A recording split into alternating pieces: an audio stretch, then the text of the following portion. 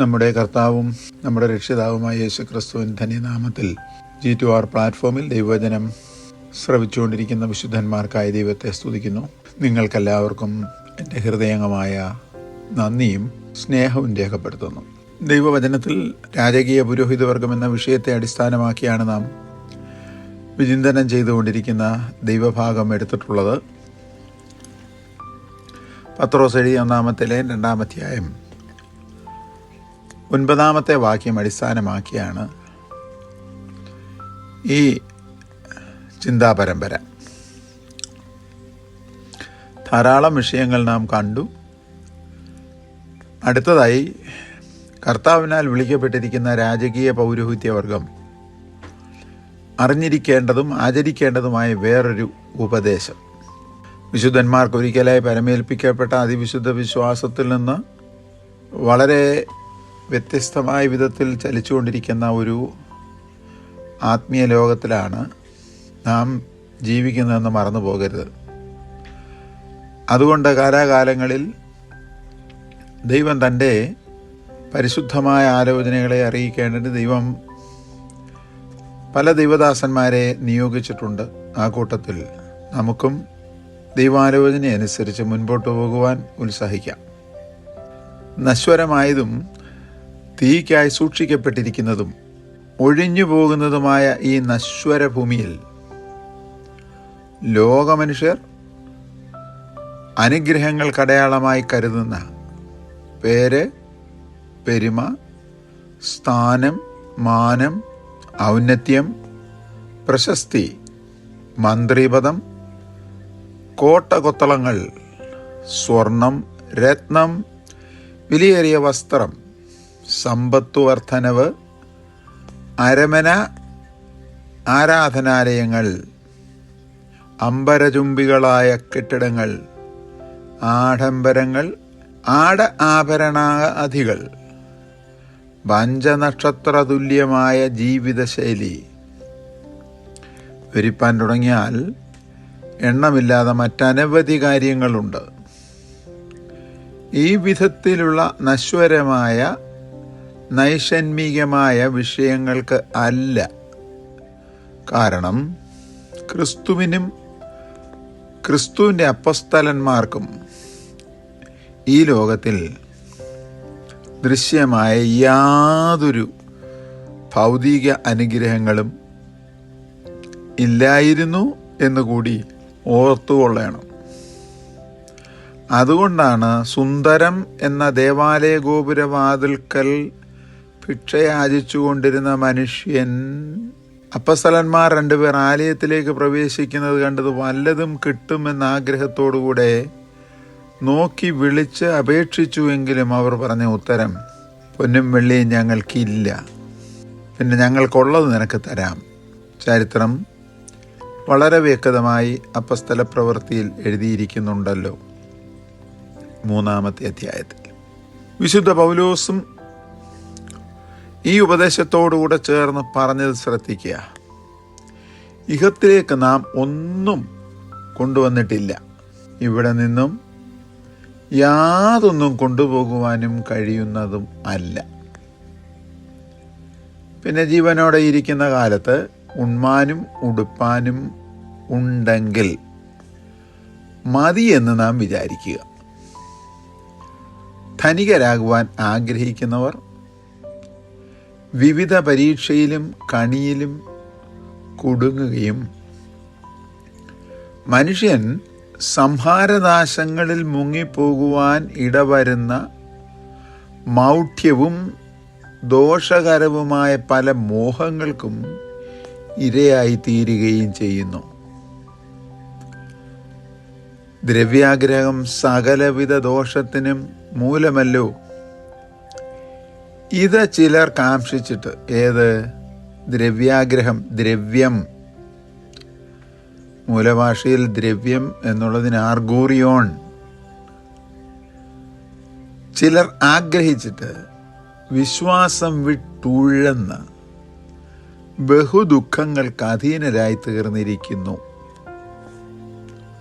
അപ്പം നാം നേരത്തെ കണ്ടതുപോലെ പേര്, പെരുമ, സ്ഥാനം, മാനം, ഔന്നത്യം, പ്രശസ്തി, മന്ത്രിപദം, കോട്ട കൊത്തളങ്ങൾ, സ്വർണം, രത്നം, വിലയേറിയ വസ്ത്രം, സമ്പത്തുകൾ എന്നിവ ലഭിക്കേണ്ടതിനു വേണ്ടി ദേശം വിട്ട് ദേശം അലയുന്ന മനുഷ്യ സ്വഭാവം ഇന്ന് മാത്രം തുടങ്ങിയതല്ല.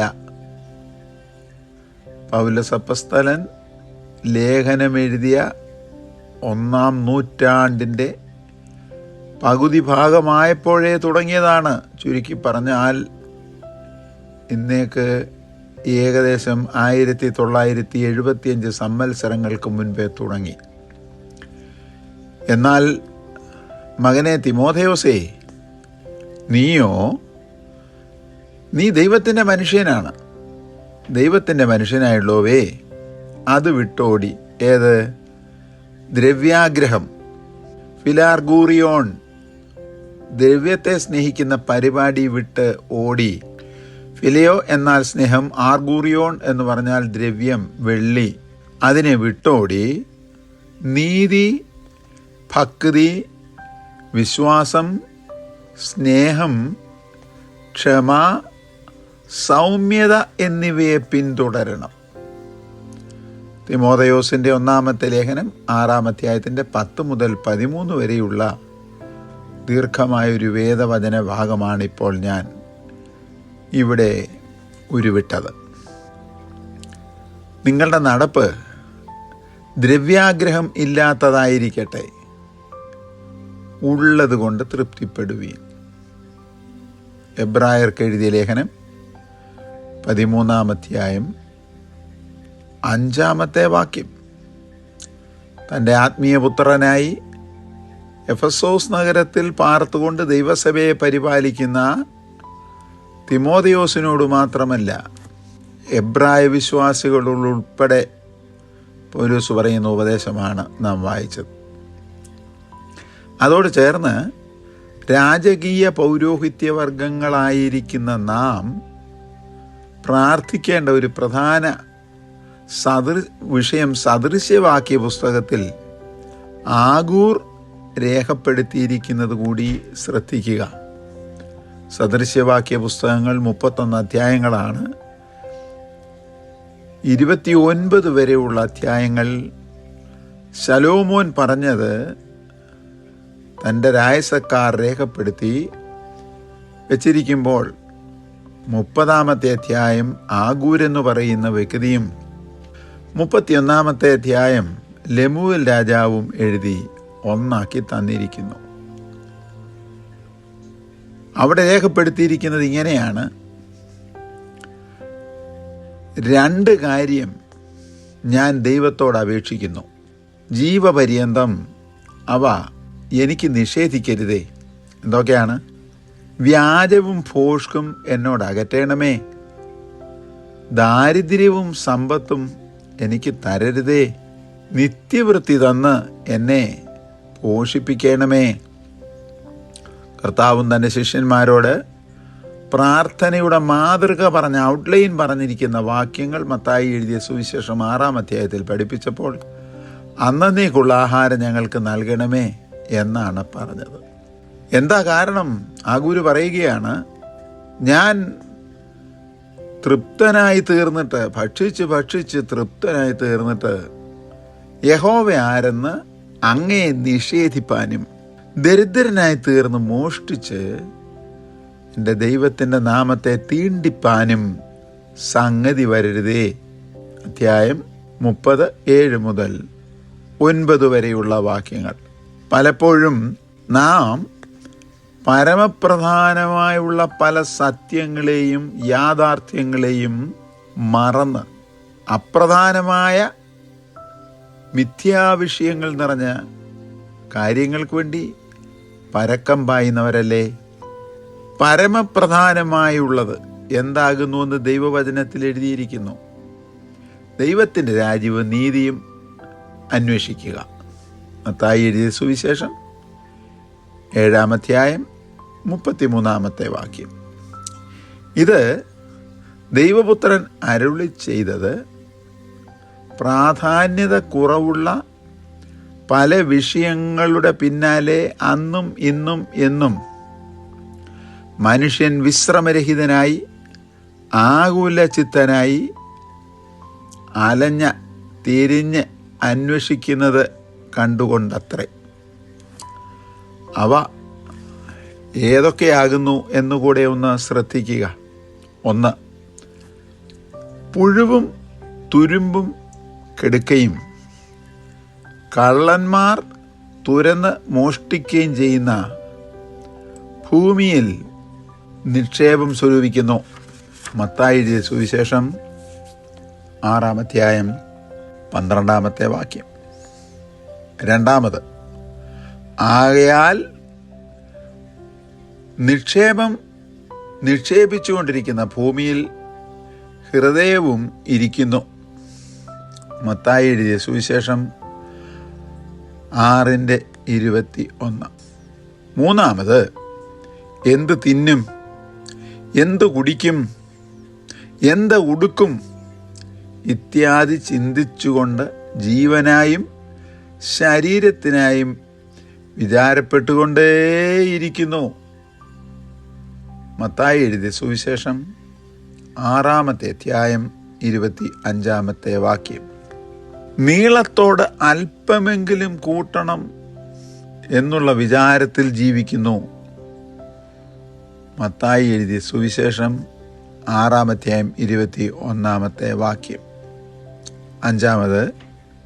കേവലം ലോക മനുഷ്യരെക്കാൾ വ്യത്യാസം ഇല്ലാത്തവരായി സ്വർഗീയ പൗരന്മാർ എന്ന് സ്വയം നടിച്ചുകൊണ്ട് എന്തു തിന്നും, എന്തു കുടിക്കും, എന്തുടുക്കും എന്നിങ്ങനെ വിചാരപ്പെട്ട് ജീവിതം കഴിച്ചു കൂട്ടുന്ന എത്രയോ പേർ ഇന്നത്തെ ആത്മീയ ഗോളത്തിൽ ഉണ്ട്.